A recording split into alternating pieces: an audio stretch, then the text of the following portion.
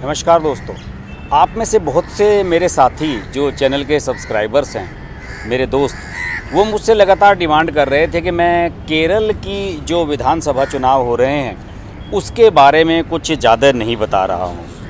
और केरल को लेकर लोगों में खासी दिलचस्पी इसलिए भी है क्योंकि वहाँ से बीजेपी ने इस बार मेट्रो मैन श्रीधरन साहब को प्रत्याशी बनाया है एक विधानसभा सीट से। और लोगों की दिलचस्पी यहाँ पर इसमें ज़्यादा नहीं है कि यहाँ पर सरकार जो वर्तमान में है एलडीएफ की, वाम मोर्चे के नेतृत्व वाली लेफ़्ट डेमोक्रेटिक फ्रंट की, उसकी सरकार दोबारा बनेगी या फिर यहाँ पर यूडीएफ की सरकार आएगी जो कि कांग्रेस के नेतृत्व वाला धड़ा है, यूनाइटेड डेमोक्रेटिक फ्रंट। यहाँ पर लोगों की सबसे ज़्यादा दिलचस्पी इस बात में है कि यहाँ पर बीजेपी का क्या होगा, क्योंकि सब जानते हैं कि 2016 के विधानसभा चुनाव जब केरल में हुए थे तो बीजेपी यहाँ पर एक विधानसभा सीट जीतने में सफल रही थी और ये थी नेमोम विधानसभा सीट, जो कि तिरुवनंतपुरम जो राजधानी है केरल की उसका एक विधानसभा हिस्सा है। और तिरुवनंतपुरम से आपको पता ही है कि कांग्रेस के शशि थरूर साहब 3 बार से लोकसभा सांसद हैं। खास बात यह है कि जब 2016 में ये सीट जीती थी बीजेपी ने तो यहाँ पर उनके जो प्रत्याशी थे ओ राजगोपाल, अब तो 90+ हो चुके हैं, इस बार चुनाव भी नहीं लड़ रहे हैं, ओ राजगोपाल, उन्होंने 8000 वोटों से हराया था सीपीएम के वी शिवानकुट्टी को, जो कि 66 साल के हैं। और यहाँ पर कांग्रेस को उन्होंने तीसरे नंबर पर पहुँचा दिया था। ये चुनाव 2016 का एक गेम चेंजर चुनाव था। इस चुनाव के बाद, इस विधानसभा सीट को जीतने बाद बीजेपी को ये सेंस आया कि बीजेपी का केरल में आरएसएस का कैडर बहुत अच्छा होने के बावजूद भी बीजेपी अब तक यहाँ नहीं जीत पा रही है। और इसी वजह से बीजेपी ने ये तय किया कि 2021 के विधानसभा चुनाव के लिए यहाँ पर बड़ी तैयारी की जाए, किसी भी तरीके से यहाँ अपनी सीटें बढ़ाई जाए। इसमें कोई शक नहीं है कि यहाँ पर सरकार केरल की बिल्कुल नहीं, केरल में बीजेपी की सरकार बिल्कुल नहीं बन सकती, किसी भी तरीके से समीकरण बनते ही नहीं है। अकेले चुनाव लड़ रही है, कोई ऐसा खास गठबंधन नहीं, कोई ऐसी बड़ी पार्टी इसके साथ नहीं है। एक धड़ा कांग्रेस का है जो कि यहाँ लंबे समय तक सत्ता में रही है और कम्युनिस्टों का यहाँ पर बोलबाला लंबे समय से रहा है। केरल के लोगों की एक खास बात और भी है कि ये एक सरकार को दोबारा मौका नहीं देते, हर बार बदल देते हैं। 1977 से लगभग ऐसा ही होता आ रहा है। शायद 1977 में लास्ट टाइम ऐसा हुआ था कि सरकार रिपीट हुई थी, जिसकी सरकार थी उसी की सरकार अगली बार भी बनी हो। इस बार भी चांस कुछ ऐसे ही नज़र आ रहे हैं। और जितने भी अब तक ओपिनियन पोल्स आए हैं, सबका जितने भी सर्वे हैं, उनका यही मानना है कि इस बार यहाँ पर जो कांग्रेस के नेतृत्व वाला धड़ा है वो इस बार कोशिश तो पूरी कर रहा है, लेकिन शायद उनकी कोशिश कम रह जाए। और एलडीएफ जो कि विजयन के नेतृत्व में, मुख्यमंत्री विजयन के नेतृत्व में लड़ रही है, एलडीएफ यहाँ पर दोबारा सरकार बनाने में सफल रहे, यानी कि 77 वाली हिस्ट्री यहाँ पर रिपीट हो जाए। ये कुछ कहानी बनती हुई नज़र आ रही है। तो मैं केरल के इतने सारे लंबे चौड़े घटनाक्रम को बहुत छोटा सा करते हुए एक खास पॉइंट पर आपका ध्यान आकर्षित कराना चाह रहा हूँ, और वो है नेमोम विधानसभा सीट। आप सोच रहे होंगे कि इतनी सारी विधानसभा सीटों को छोड़कर, पूरे केरल को छोड़कर मैं नेमोम पर क्यों फोकस कर रहा हूं। जैसे कि मैंने शुरू में बताया कि नेमोम से बीजेपी ने अपनी पहली सीट जीती थी यहाँ पर 2016 में, और उनके सामने बहुत बड़ी चुनौती इस बात की है कि इस सीट को बचाए रखें और इस सीट के अलावा कुछ और सीटें अर्जित करें, जिससे कि ये मैसेज जाए कि बीजेपी अब दक्षिण के राज्यों में बढ़ रही है। तमिलनाडु में बीजेपी कहीं नहीं है, कर्नाटक में सब जानते हैं बीजेपी सत्ता में है, आंध्र प्रदेश में, तेलंगाना में, सब जगह छोटे छोटे पॉकेट्स में बीजेपी कामयाबी हासिल कर रही है। कहीं नगर निकाय चुनाव जीत लिए, कहीं उनके विधायक कुछ बन गए हैं। तो इस तरह की सफलताएं बीजेपी धीरे धीरे अर्जित कर रही है। एक केरल ही ऐसा है जहां पर सिर्फ एक विधायक हैं उनके, और वो भी ऐसे विधायक जो कि इस बार चुनाव नहीं लड़ पा रहे हैं, क्योंकि राजगोपाल ने खुद असमर्थता जताई। उन्होंने कहा कि मैं 93 ईयर का हो गया हूँ और अब मैं चुनाव नहीं लड़ सकता। तो ऐसे में बीजेपी के सामने सबसे बड़ा चैलेंज था कि पहले तो नेमोम सीट को कैसे बचाया जाए, इस सीट पर दोबारा जीत लगातार कैसे हासिल की जाए।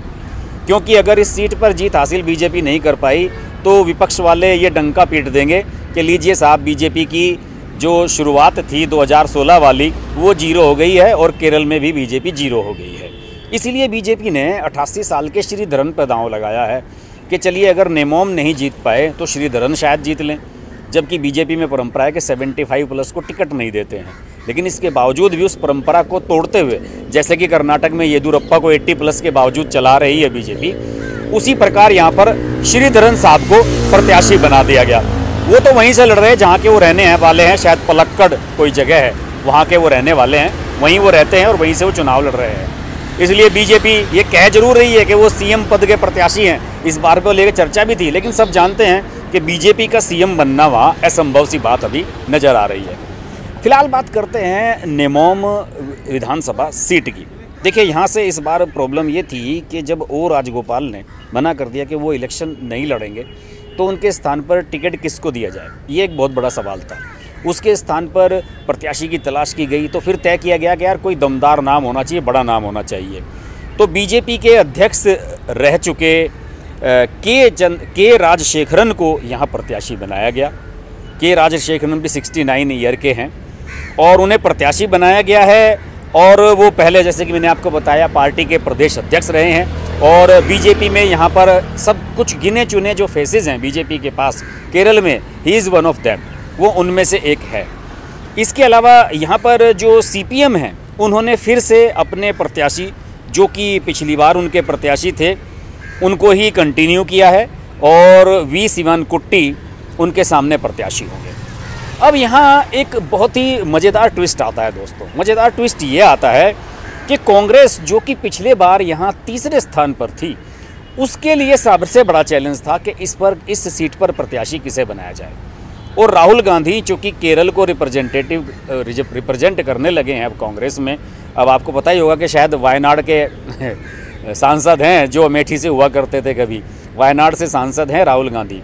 उन्होंने फोकस किया और राहुल गांधी और उनकी टीम ने कहा कि कुछ भी हो जाए बीजेपी को नेमोम सीट नहीं जीतने दें।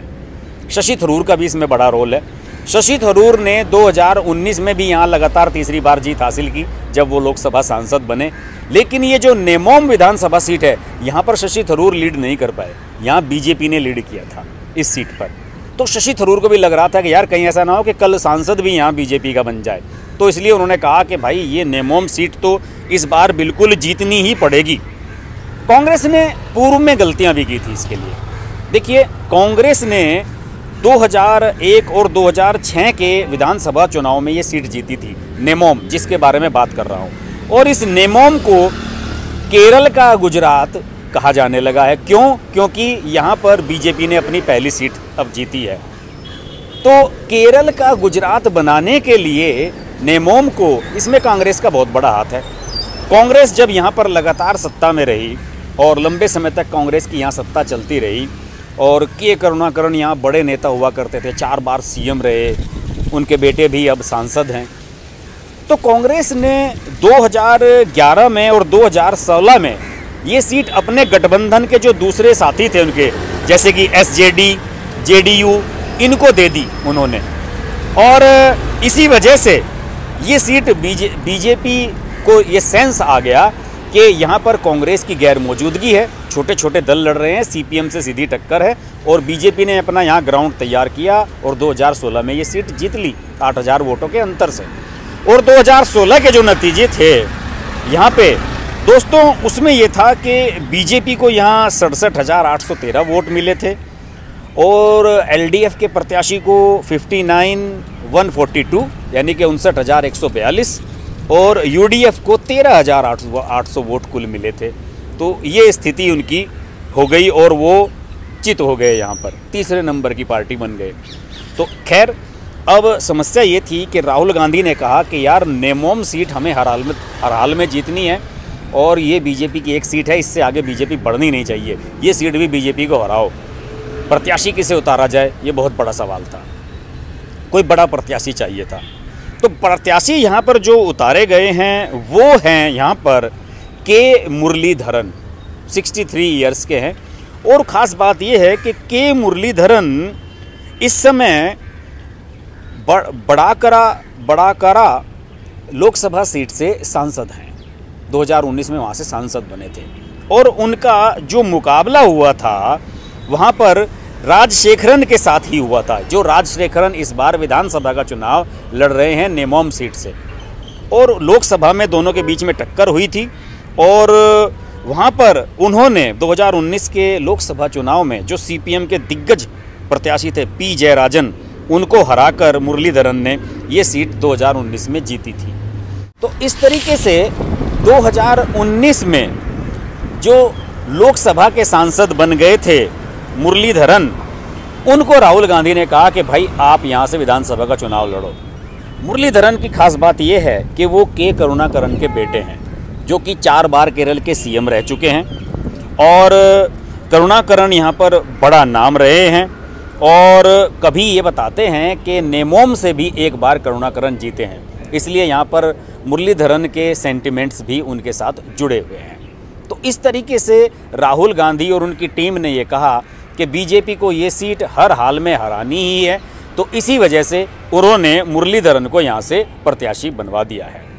तो अब समीकरण ये बन रहे हैं कि बीजेपी भी पूरा जोर लगा रही है और बीजेपी का जो यहाँ पर टारगेट है नेमोम का, उनका टारगेट ये है कि यहाँ पर हिंदू आबादी काफ़ी है, शहरी इलाका है, इसके अलावा ईसाई हैं यहाँ पर और ईसाइयों को फोकस करके बीजेपी चल रही है। उनका मानना है कि हम ईसाइयों को अपना वोट बैंक बना सकते हैं, क्योंकि यहाँ पर ईसाइयों में और मुस्लिमों में आपस में कई मुद्दों को लेकर टकराव है। इन सब मुद्दों पर मैं बात नहीं करना चाहता, लेकिन यहाँ ये बात सही है कि यहाँ पर अल्पसंख्यक होने के बावजूद ईसाई अपने आप को मुसलमानों से नीचे और कमतर मानते हैं और उन्हें लगता है कि अगर हम बीजेपी को वोट देंगे तो हो सकता है कि आने वाले समय में हमें कुछ यहाँ पर फ़ायदा हो जाए, क्योंकि यहाँ पर जो वाम दलों की सरकार है वो तुष्टीकरण की नीति पर चल रही है और मुस्लिम तुष्टीकरण उनकी प्रायोरिटी हमेशा से रहा है। तो दोस्तों, यहाँ पर केरल के पूरे सिनारियो को मैंने इस एक सीट पर फोकस कर दिया है।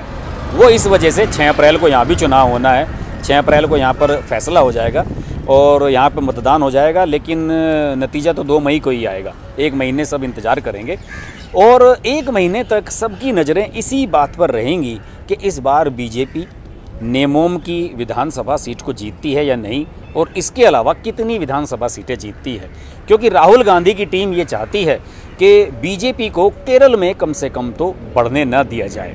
बहरहाल उनका अपना एक टारगेट है, वो अपने टारगेट पर फोकस कर रहे हैं। दूसरी ओर बीजेपी के जो प्रत्याशी हैं राजशेखरन, उनका कहना है कि हम ये सीट इस बार भी जीतेंगे और भारी बहुमत से जीतेंगे।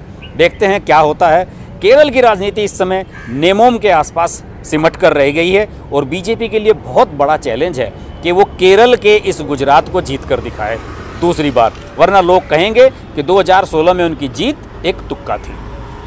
बात होती रहेगी, देखते रहिए अर्श की बात लाइव। नमस्कार। अगर आपको हमारी वीडियो पसंद आई तो वीडियो को लाइक करें, चैनल को सब्सक्राइब करें और नोटिफिकेशंस के लिए बेल आइकन को प्रेस करें।